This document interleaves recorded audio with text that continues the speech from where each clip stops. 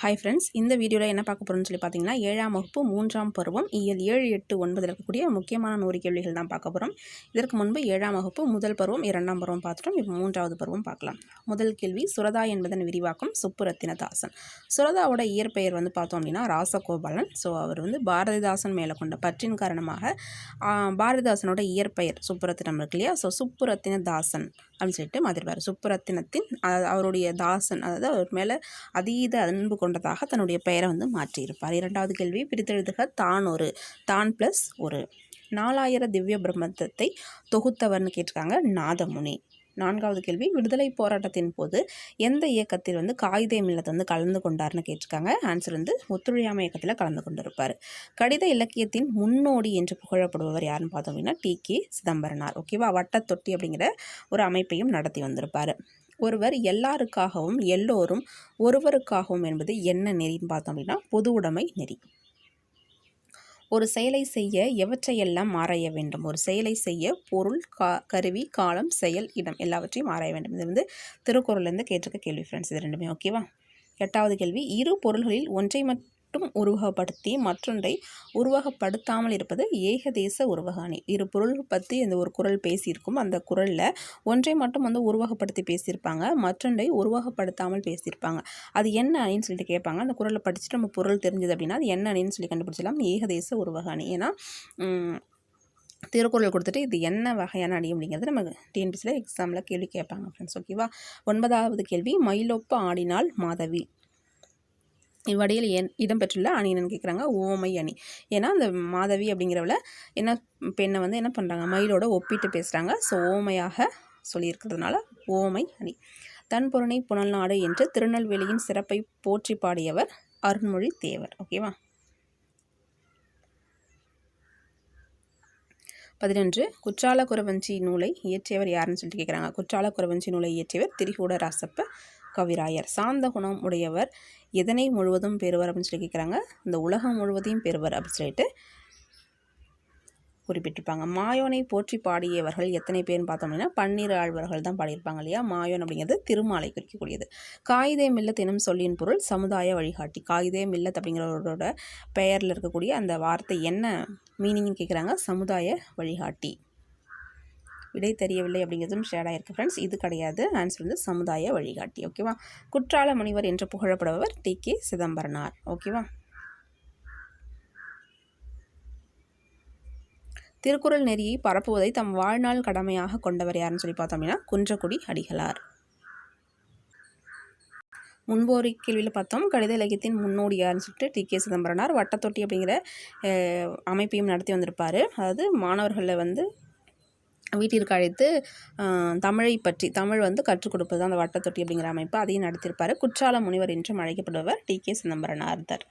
திருக்குறள் நெறியை பரப்புவதை தம் வாழ்நாள் கடமையாக கொண்டவர் குன்றக்குடி அடிகளார். சிறந்த நாட்டின் இயல்புகளாக இருக்கக்கூடாதவை எவையும் சொல்லியிருக்காங்க. பசி, நோய், பகை. இந்த மூன்றுமே ஒரு சிறந்த நாட்டிற்கு இருக்கக்கூடாத ஒன்று. ஓகேவா. இது மூன்றும் இல்லை அப்படின்னா தான் இந்த நாடே சிறப்பான நாடு அப்படின்னு சொல்லிட்டு திருக்குறள் சொல்லியிருக்கு. ஓகேவா. ஏகதேசம் என்னும் சொல்லின் பொருள் அப்படின்னா ஒரு பகுதி. இப்போதான் பார்த்தோம். ஏகதேச உருவக அணி அப்படின்னா ஒன்றை மட்டும் உருவகப்படுத்திட்டு ஒன்றை உருவகப்படுத்தாமல் இருப்பது தான் ஏகதேச உருவக அணின்னு பார்த்தோம். ஸோ ஏகதேசம் என்னும் சொல்லின் பொருள் ஒரு பகுதி. அகழ்வாரை தாங்கும் நிலம் போல தம்மை இகழ்வார் பொறுத்தல் தலை. இந்த குறட்பாவில் அமைந்துள்ள அணின்னு கேட்குறாங்க. உவமை அணி. ஸோ போல அப்படிங்கிறது வார்த்தை வெளிப்படையாக வந்துச்சு அப்படின்னாலே அது உவமை அணி தான். ஓகேவா. 20வது கேள்வி, நெல்லிக்காய் உற்பத்தியில் முதலிடத்தில் உள்ள மாவட்டம் எதுன்னு சொல்லி கேட்குறாங்க. நெல்லை மாவட்டம். மலையருவி எனும் நூலின் மூலம் நாட்டுப்புற பாடல்களை தொகுத்தவர் கி.வா. ஜெகநாதன்.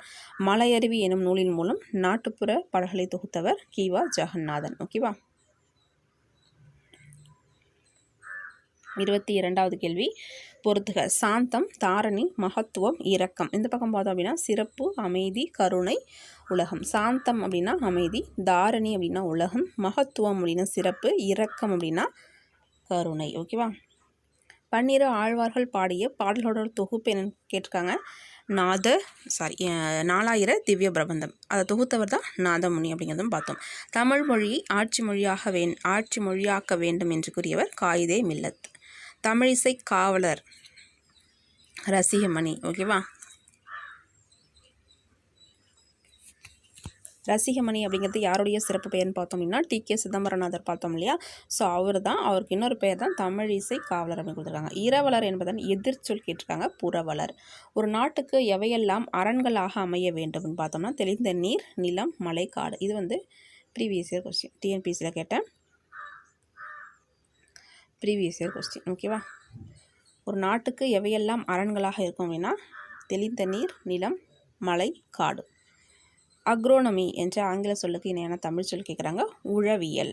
குற்றால துறைகின்ற கூத்தா உன் குறைகழற்கே என்ற பாடல் அடிகளை பாடியவர் மாணிக்க வாசகர். காவற்புரை என்றால் எதனை குறிக்கும்? சிறைத்துறை. ஓகேவா. பண்டைய காலத்தில் காவற்புரை அப்படிங்கிறது எதனை குறிக்கணும்? சிறைத்துறை. கழலுதல் எனும் சொல்லிற்கான பொருள் உதிர்தல். பார்த்தீங்கன்னா தெரியும். வட்டத்தொட்டி எனும் பெயரில் இலக்கிய கூட்டங்கள் நடத்தி வந்தவர் ரசிகமணி. ஸோ டிகேசி 4 விஷயம் பார்த்துருக்கோம். அவருடைய பேர் வந்து டிகேசி. ரசிகமணி அப்படிங்கிறது ஒரு விஷயம் அவரை பற்றி பார்த்துருக்கோம். வட்டத்தொட்டி அப்படிங்கிறத அமைத்து நடத்தியிருப்பார். 3வது என்ன பார்த்தோம்? குற்றால முனிவர் என்று அழைக்கப்படக்கூடியவர் டி.கே. சிதம்பரனார். அதுக்கப்புறம் பார்த்தோம் அப்படின்னா இன்னொன்று என்ன பார்த்தோம்? ரசிகமணி என்று அழைக்கப்படுவார்னு பார்த்தோம் இல்லையா. ஸோ 4 விஷயங்கள் பார்த்துருக்கோம். அந்தாதி எனும் சொல்லின் பொருள். அந்தாதி அப்படின்னா அந்தம், ஆதி. அந்தம் என்றால் முடிவு, ஆதி என்றால் தொடக்கம் இல்லையா. ஸோ முடிவும் தொடக்கமும். காயிதே மில்லத் என்பது எந்த மொழிச்சொல்? அரபு மொழிச்சொல். ஓகேவா. அரபு மொழிச்சொல் தான் காயிதே மில்லத். அதுக்கு என்ன மீனிங் பார்த்தோம்? சமுதாய வழிகாட்டி அப்படிங்கிறது. அடுத்தது 35. அறநெறிச்சாரம் எனும் நூலை இயற்றியவர். அறநெறிச்சாரம் எனும் நூலை இயற்றியவர் முனைப்பாடியார். ஜென் எனும் சொல்லின் பொருள். ஜென் அப்படிங்கிறதுக்கு என்ன மீனிங்னு பார்த்தோம்னா தியானம் செய்தல். ஓகேவா. மெடிடேஷன் அப்படிங்கிறத மீனிங். ஜென் எனும் சொல்லின் பொருள் தியானம் செய். வையம் தகலியா வார்கடலை நெய்யாக வெய்ய கதிரோன் விளக்காக. இந்த பாடலில் என்ன அணி இடம்பெற்று கேட்குறாங்க? உருவக அணி. தூதோலை பிரித்தெழுதுக. தூது ப்ளஸ் ஓலை. திருப்புகழை பாடியவர் யாருன்னு கேட்குறாங்க? அருணகிரிநாதர். திருநெல்வேலி மாவட்டம் பொருளாதாரத்தில் முக்கிய பங்கு வகிப்பது திருநெல்வேலி மாவட்டத்தில் எதுன்னு கேட்குறாங்க? உழவு தொழில். பொருளாகு பெயர் அதன் உறுப்புக்கு ஆகி வருவது என்னன்னு சொல்லிட்டு கேட்குறாங்க. பொருளாகு பெயர் அதன் உறுப்புக்கு ஆகி வருவது என்னன்னு சொல்லிட்டு கேட்குறாங்க. ஆன்சர் வந்து முதலாகு பெயர். ஓகேவா. ஆன்சர் முதலாகு பெயர். ஹார்வெஸ்ட் என்ற ஆங்கில சொல்லுக்கு நிகரான தமிழ் சொல் அறுவடை. இளங்கோவடிகள் எந்த மலைக்கு முதலிடம் கொடுத்து பாடினார் அப்படின்னா பொதிகை மலை. மணக்குடை வாங்கும் திருமணங்களில் கலந்து கொள்ள மாட்டேன் என்று சொல்லியவர் முகமது இஸ்மாயில். முகமது இஸ்மாயில்னா யாருன்னா காயிதே மில்லத். அவருடைய இயற்பெயர் தான் முகமது இஸ்மாயில். காயிதே மில்லத் அப்படின்னா ஒரு அரபு மொழிச்சொல். அதற்கான மீனிங் சமுதாய வழிகாட்டி. காயிதே மில்லத் ஆற்றிய பணி சென்னை மாகாண சட்டமன்ற உறுப்பினராக பணியாற்றியிருப்பார். அறநெறிகளை தொகுத்து கூறும் அறநெறிச்சாரம் எத்தனை பாடல்களை கொண்டதுன்னா 225 பாடல்களை கொண்டது. ஜென் என்பது என்ன மொழிச்சொல்? ஜப்பான் மொழிச்சொல். அதற்கான மீனிங் பார்த்தோம் தியானம் செய் அப்படிங்கிறது அதற்கோட மீனிங். பைங்கூழ் அப்படிங்கிறத பிரித்து சொல்லியிருக்காங்க பசுமை ப்ளஸ் கூழ். ஓகேவா. 49வது கேள்வி. காவடி சிந்து பாடியவர் அண்ணாமலையார். திருநெல்வேலி மாவட்டத்தில் வாழை பெருமளவில் பயிரிடப்படுகிறது. இதில் வந்து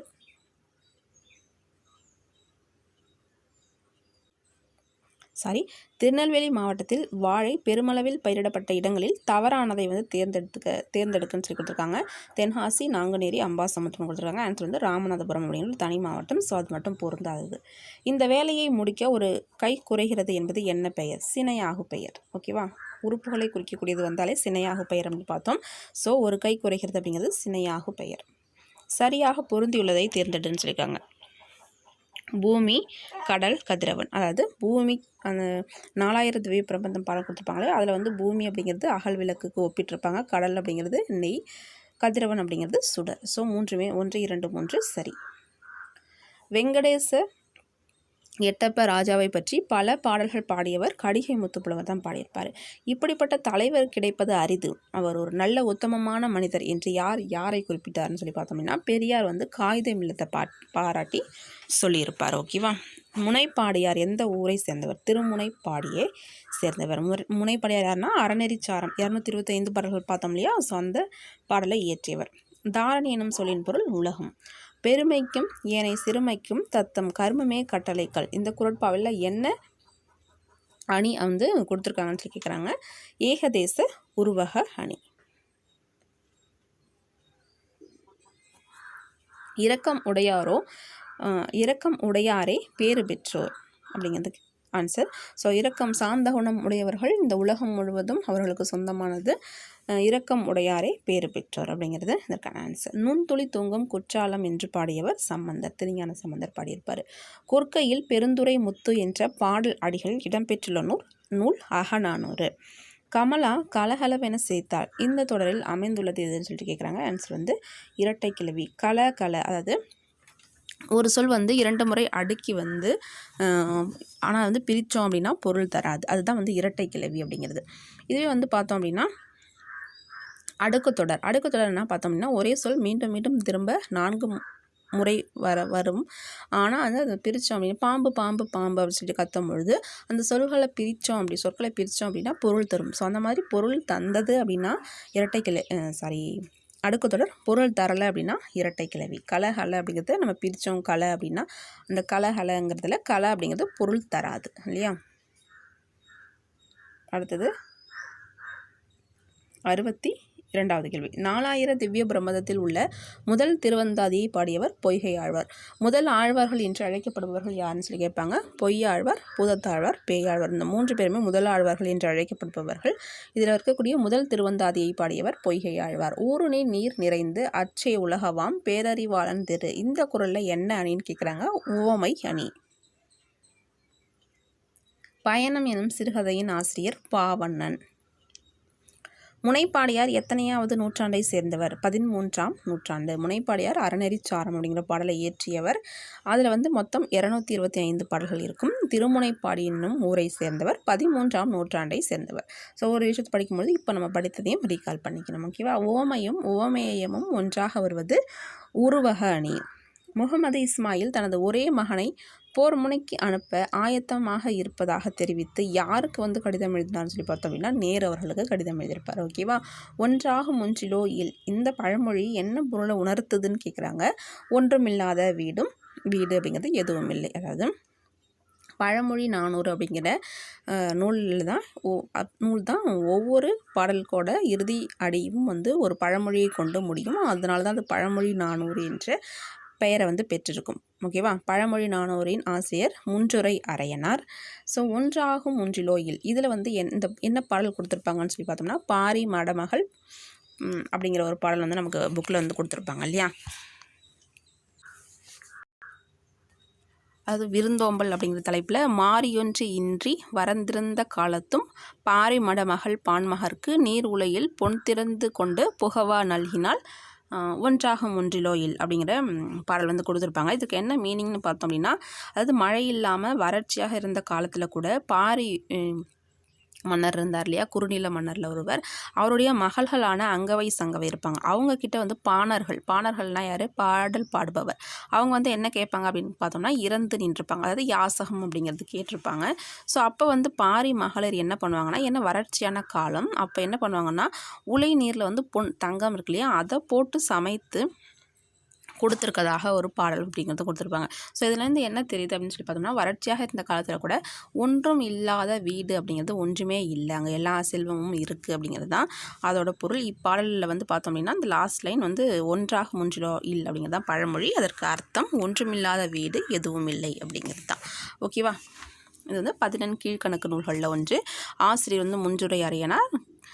கிபி 4ஆம் நூற்றாண்டை சேர்ந்தவர். முத்துப்படு பரப்பிற் கொற்கை முன்றுரை என்ற வரிகள் எந்த நூலில் இடம்பெற்றிருக்குன்னு கேட்குறாங்க. நற்றிணை. தென்னிந்தியாவின் ஆக்ஸ்போர்ட் என்று அழைக்கப்படுவது எதுன்னு சொல்லி கேட்குறாங்க. தென்னிந்தியாவின் ஆக்ஸ்போர்ட் என்று அழைக்கப்படக்கூடியது பார்த்தோம் அப்படின்னா பாளையங்கோட்டை. ஓகேவா. அங்கே வந்து கல்வி நிலையங்கள் அதிகமாக இருப்பதனால சொல்லுவாங்க. அது எந்த பகுதியில் அமைந்திருக்கிறதுங்கிறது மாதிரி தான் கேள்வி வந்து கேட்டிருக்காங்க. ஸோ திருநெல்வேலியோட கிழக்கு பகுதி. ஓகேவா. கிழக்கு கரையில் அமைந்திருக்கு. கிழக்கு பகுதி. Answer B. அடுக்கு தொடரில் ஒரே சொல் அதிகபட்சம் எத்தனை முறை அடுக்கி வரும் அப்படின்னா 4 முறை வரைக்கும் அடுக்கி வரும். இரட்டை கேள்வியில் 2 முறை. அதாவது இந்த அளவுக்கு இந்த 71 70.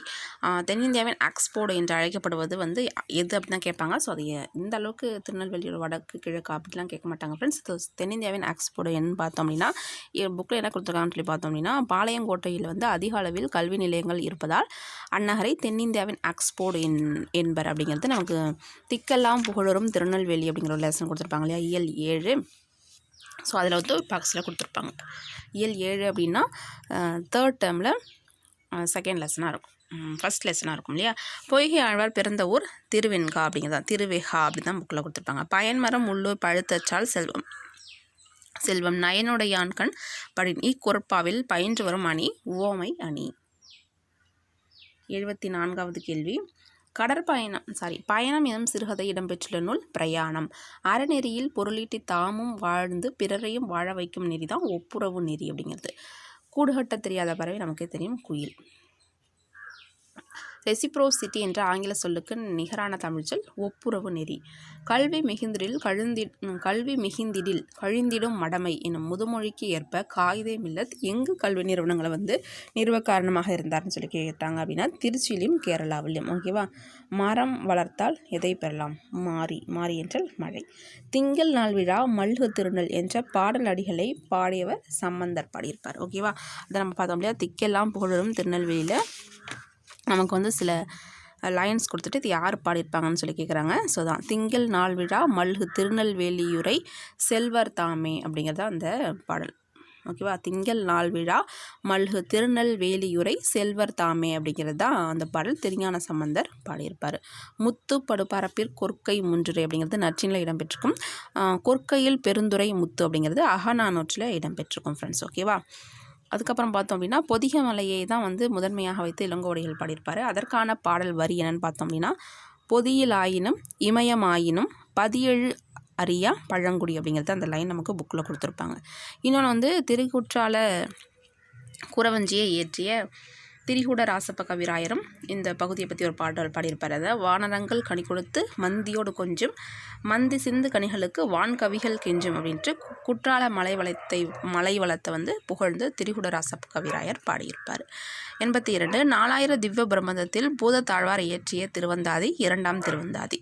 ஊருக்குள் பயன் தரும் மரத்தில் பழங்கள் பழுத்திருப்பது எதை போன்றது அப்படின்னா, நற்பண்பு உடையவரிடம் இருக்கக்கூடிய செல்வம் போன்றது தான்.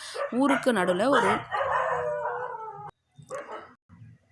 நடுவில் வந்து பார்த்தோம் அப்படின்னா ஒரு மரம் வந்து பழங்கள் பழுத்து இருந்துச்சு அப்படின்னா அது அனைவருக்கும் பயன் தரக்கூடியதாக இருக்கும். ஸோ அதுபோல் தான் ஒரு நற்பண்பு உடையவரிடம் இருக்கக்கூடிய செல்வம் அப்படிங்கிறது அனைவருக்கும் பயன் தரும் விதமாக இருக்கும் அப்படிங்கிறது தான் திருக்குறளில் இந்த கருத்தை தான் உணர்த்தியிருப்பாங்க இல்லையா. நேற்று வாழ்ந்தவர்கள் என்ற நூலின் ஆசிரியர் பாவண்ணன். செல்வத்து பயனை ஈதல் என்னும் பாடலடிகள் இடம்பெற்றுள்ள நூல் புறநானூறு. செல்வத்தின் பயனை ஈதல், செல்வத்தோட பயனை தான் அது ஈதல் அப்படின்னா கொடுப்பது தான், மற்றவர்களுக்கு உதவி செய்வது தான். அப்படிங்கிறது கொடுத்தல் அப்படிங்கிற பொருளை தரும். ஓரெழுத்து ஒரு மொழியில் படிச்சிருப்போம் இல்லையா. அப்படிங்கிறதுக்கு கொடுத்தல் அப்படிங்கிறது பொருள். ஈகை அப்படிங்கிறது கொடுத்தல். நமது ஆற்றலை உணர்ந்து கொண்டால் நாமும் வாழ்வில் சாதனைகளை புரியலாம் என்பதை தமது கவிதையின் வாயிலாக கூறியவர் சே பிருந்தா. 87வது கேள்வி பார்க்கலாம் ஃப்ரெண்ட்ஸ். முதல் ஆழ்வார்கள் எத்தனை பேர் அப்படின்னு பார்த்தோம்னா 3 பேர். பொய்கை ஆழ்வார், பூதத்தாழ்வார், பேயாழ்வார். அகத்தியர் வாழ்ந்த மலை பொதிகை மலை. இந்த ஆழ்வார்கள் பற்றின கேள்விகள் வந்து கேட்டே இருப்பாங்க ஃப்ரெண்ட்ஸ். ஸோ வந்து புக்கில் இருக்கிறத நல்லா வந்து படித்து வச்சுக்கலாம். ஓகேவா. அகத்தியர் வாழ்ந்த மலை பொதிகை மலை. பாண்டியர்களின் 2வது தலைநகரம் திருநெல்வேலி. ஓகேவா. முதல் தலைநகரம் அப்படிங்கிறது மதுரை, 2வது தலைநகரம் அப்படிங்கிறது திருநெல்வேலி. வேணுவனம் என்னும் பெயரின் பொருள் மூங்கில் காடு. வேணு அப்படின்னா மூங்கில் அப்படிங்கிறது பொருள். வேணு அப்படின்னா வனம்னா காடு நமக்கு தெரியும். வேணு அப்படின்னா மூங்கில். ஓகேவா. அடுத்தது பார்க்கலாம். ஆகு பெயர் எத்தனை வகைப்படும்? 6 வகைப்படும். ஓகேவா. இடர் அழி நீங்குகவை. இதில் அடிகோடிட்ட சொல்லோட எதிர்ச்சொல் தான் கேட்டிருக்காங்க. இடர் அப்படின்னா துன்பம். ஸோ ஆப்போசிட் வேர்டு என்ன? ஆப்போசிட் தான் கேட்டிருக்காங்க, இன்பம். ஒப்புரவு எனும் சொல்லின் பொருள் ஊருக்கு உதவுபவன். ஒப்புரவு எனும் சொல்லின் பொருள் ஊருக்கு உதவுபவன். இதய ஒளி என்ற நூலின் ஆசிரியர் டி.கே. சிதம்பரனார். ஓகேவா. டிஹேசி, ரசிகமணி, குற்றால முனிவர் எல்லாமே டிஹேசி தான். உலகம் உண்ண உன் உடுத்த உடுப்பாய் என்றவர் பாரதிதாசன். பாவேந்தர் சொல்லியிருப்பார். பாவேந்தர் பாரதிதாசன் தான் உலகம் உண்ண உன் உடுத்த உடுப்பாய் அப்படின்ட்டு சொல்லியிருப்பார். ஓகேவா. தேசிய கவிஞர் யாருன்னு கேட்பாங்க. நாமக்கல் கவிஞர் சமுதாய வழிகாட்டி. தேசிய கவி பாரதியார். சமுதாய வழிகாட்டி காகிதம் இல்லது. நாமக்கல் கவிஞர் ராமலிங்கனார். பாவேந்தர் பாரதிதாசன். வினையால் வினையாக்கி கோடல் நனைகவுள் யானையால் யானையாத்தாற்று. இதில் என்ன அணின்னு கேட்குறாங்க. இடம்பெற்றிருக்கு உவமை அணி. 97 பொருந்தாததை தேர்ந்தெடு. முகமலர், துன்பக்கடல், இன்ப வெள்ளம், தேன் தமிழ். பொருந்தாதது தேன் தமிழ் மட்டும்தான். தொட்டனைத்து ஊறும் மணகேணி மாந்தருக்கு கட்டணைத்து ஊறும் அறிவு. எடுத்துக்காட்டு உவமை அணி. இதெல்லாம் நம்ம சின்ன வயசுலேயே படிச்சிட்டோம் இல்லையா ஃப்ரெண்ட்ஸ். திக்கெல்லாம் புகழும் திருநெல்வேலி என்று கூறியவர் சம்பந்தர், திருஞான சம்பந்தர். வானரங்கள் கனி கொடுத்து மந்தியோடு கொஞ்சம் என்ற பாடல் அடிகள் இடம்பெற்றுள்ள நூல் குற்றால குறவஞ்சி. 7th 3rd term முக்கியமான 100 கேள்விகள் பார்த்துட்டோம் ஃப்ரெண்ட்ஸ். அடுத்த வீடியோவில் 8th first term இயல் 1, 2, 3 8th முதல் பருவம் பார்க்கலாம் ஃப்ரெண்ட்ஸ். சப்ஸ்கிரைப் பண்ணாதவங்க மறக்காமல் சப்ஸ்கிரைப் பண்ணுங்கள். உங்கள் ஃப்ரெண்ட்ஸுக்கும் ஷேர் பண்ணுங்கள் ஃப்ரெண்ட்ஸ். மறக்காமல் வீடியோவை லைக் பண்ணுங்கள். நம்ம சேனலை சப்ஸ்கிரைப் பண்ணுங்கள். தேங்க்யூ.